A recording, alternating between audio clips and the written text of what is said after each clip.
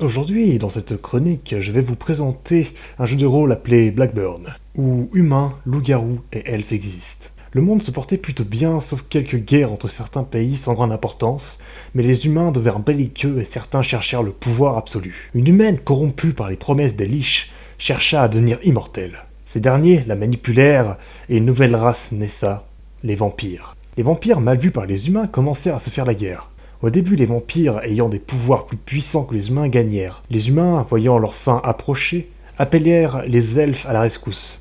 Mais rien ne changea.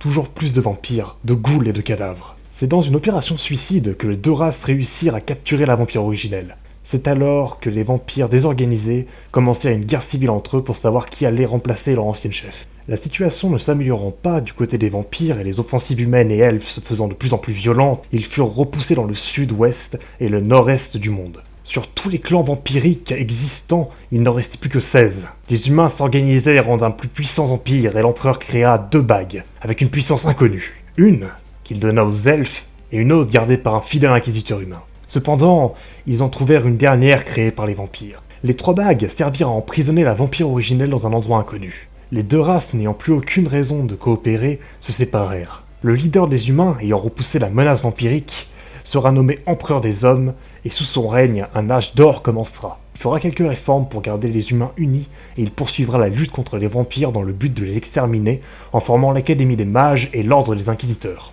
L'Empire sera établi en 5 royaumes avec 5 rois devant une obéissance absolue et aveugle à l'empereur. Cependant, l'empereur mourra avant d'accomplir son objectif final. Son héritier, plutôt que poursuivre la lutte de son père, qu'il juge inutile, arrêtera la guerre contre les vampires et les confinera dans des zones isolées. Il fera aussi étudier la magie et renforcera l'autorité des inquisiteurs sur les rois afin de garder son pouvoir absolu. Cependant, pour créer une vraie armée de mages contre les vampires, ce dernier fera recruter de force tous les enfants ayant un lien avec la magie. Outre ça, son règne se passera en paix et sans accroc avec une économie florissante et une technologie progressant vite. Cependant, se concentrant uniquement à sa tâche d'empereur, il délaissera totalement l'éducation de son héritier. Et sa mort mettra fin à l'âge d'or de l'humanité. Le nouvel empereur étant indigne de ses ancêtres, se contentera de vivre dans la luxure et la richesse, délaissant l'empire à ses nobles et aux inquisiteurs. Au fil du temps, les vampires s'étant remis de leur défaite, commencèrent à relancer des assauts, avançant progressivement de château en château. Le nouvel empereur trop laxiste laissera les rois s'en occuper. Profitant de cette situation, les clans vampiriques du Nord, étant en alliance précaire, relancèrent une invasion sur les hommes.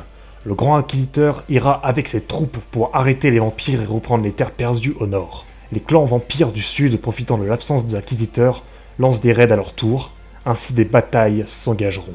Alors que dans le nord, la guerre fait rage entre les inquisiteurs voulant repousser cette menace et les vampires voulant récupérer leurs terres, le grand inquisiteur, véritable maître de l'humanité dans l'ombre, chargea le roi du sud de la défense et lui enverra des mages et une légion en secours. Alors que les combats commencèrent au sud dans l'une des petites batailles frontalières, 2 humains, un mage et un guerrier, vont particulièrement nous intéresser. Leurs noms, Drenios et Marcus. Marcus, le grand combattant, descendant du sang des guerriers des mers, véritable peuple pilleur, veut rayonner par son prestige. Engagé dans l'armée, il veut redonner à son pays natal l'indépendance d'autrefois, et espère par ses actes y parvenir. Je suis le grand combattant, descendant du sang des guerriers des mers, véritable peuple de pilleurs, je veux rayonner par mon prestige. Engagé dans l'armée, je veux redonner à mon pays natal l'indépendance d'autrefois, et espère y parvenir. Je suis Dremios, mage de guerre. Anciennement, j'étais un enfant de la haute noblesse impériale. Mais ma famille perdit tout lorsque mon père, preux chevalier, disparut. On me confia par la suite à une famille populaire, avec mon frère. Quant à ma mère, elle fut abattue devant mes yeux. Par la suite, bien des années plus tard, je fus engagé malgré moi au sein de l'Académie impériale des mages, parmi tous ces enfants kidnappés. Cet empire qui m'a vu naître, je le jure sur mon sang, subira ma vengeance pour tout ce qu'il m'a pris.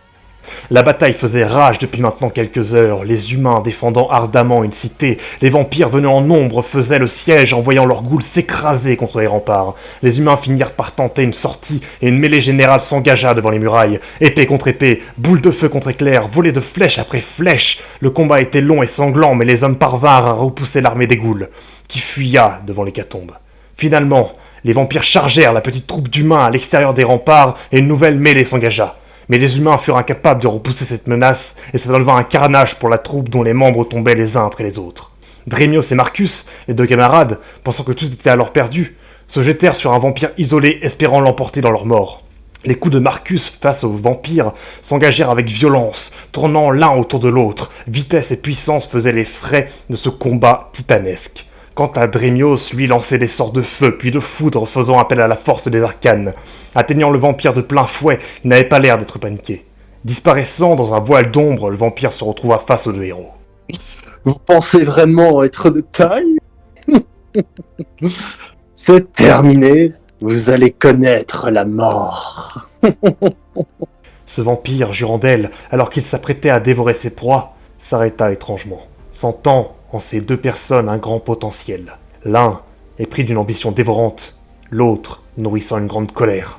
Il décida de les transformer en vampire et en fit sa descendance vampirique. Les deux compères subirent une violente poussée d'adrénaline, leur colère tapie depuis des années surgissa d'un coup. La transformation leur avait donné une violente soif de sang, ils finirent par se jeter sur leur ancien camarade encore debout, leur arrachant la gorge, les mettant au sol, arrachant leur tête. Ainsi le carnage dura bien des minutes, mais pour Drémios et Marcus des heures. Une fois répus et redevenus calmes, ils constatèrent leurs méfaits. Marcus fut pris d'une pulsion envers ces humains réalisant ce qu'il était devenu, le sang des guerriers coulant dans ses veines. Il alla donc charger les humains et vampires, son nouvel objectif étant de trouver le plus grand guerrier de la bataille et le tuer en combat singulier. Combattant vampires et humains, rien ne semblait pouvoir l'arrêter, lui et sa folie meurtrière.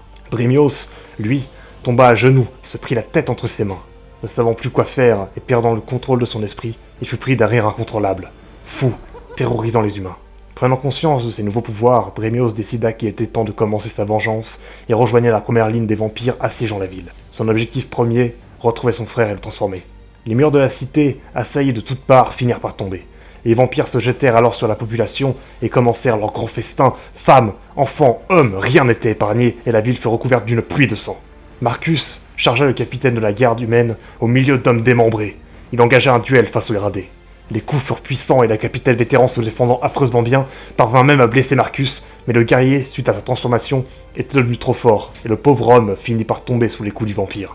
Drémios de son côté retrouva son frère légionnaire, les deux se regardèrent, Drémios avec conviction, le jeune frère avec peur. Rejoins-moi.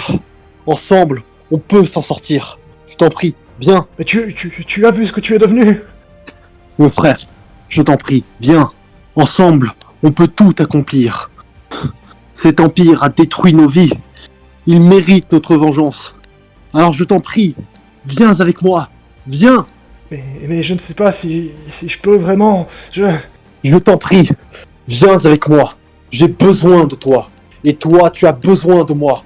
Alors je t'en prie, viens. Le frère regarda alors Drémios, lui laissant un regard de peur mais d'approbation. Malheureusement, la réaction fut tardive. Une épée traversa le ventre du cadet de la famille de part en part, puis s'effondra. Derrière lui, un légionnaire. Voilà ce que méritent les traîtres. Drémios ne bougea plus pendant quelques secondes. Il regarda le légionnaire et se jeta sur lui. Il le démembra, arrachant les intestins les uns après les autres, puis le dévora. La ville était devenue un théâtre sanglant. Les vampires commencèrent à s'affronter entre eux pour la domination de la cité. Les humains se battaient ou fuyaient. Le mage leva les mains au ciel et grâce à ses nouveaux dons fit tomber une pluie de météores sur la ville. Des habitants terrorisés ne savaient plus où se cacher. Puisque l'Empire le privait de son dernier sang, il commença à raser la cité pour calmer sa colère et ses pulsions, tuant humains comme vampires. Après des heures et des heures de conflit, un silence de mort commença à dominer l'ensemble du terrain. Les vampires se disputèrent pour la ville entre eux. Les humains, quant à eux, étaient tous morts, les plus chanceux devenus des ghouls. Drémios et Marcus finirent par se retrouver et décidèrent de partir sur leur propre voie. Jurandel, regardant ses deux nouveaux fils avec joie, se joint à eux et ainsi commencèrent la grande aventure. Pour le guerrier, son ambition, le mage, sa vengeance, pour le sieur, son héritage.